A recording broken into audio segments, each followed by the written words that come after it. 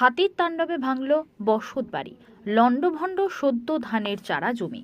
অন্যদিকে বৃষ্টির মরশুমে ত্রিপল টাঙিয়েই চলছে ক্ষতিগ্রস্ত পরিবারের বসবাস। চোখে মুখে আতঙ্ক, রাত্রি নামলেই এখন ঝাড়গ্রাম জুড়ে হাতি আতঙ্ক।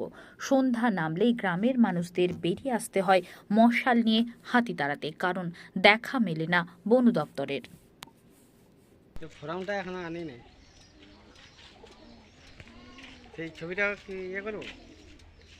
ওই গ্রামের নাম বলা মিশিং ঘর আছে, ঢাকা দিয়ে আছে।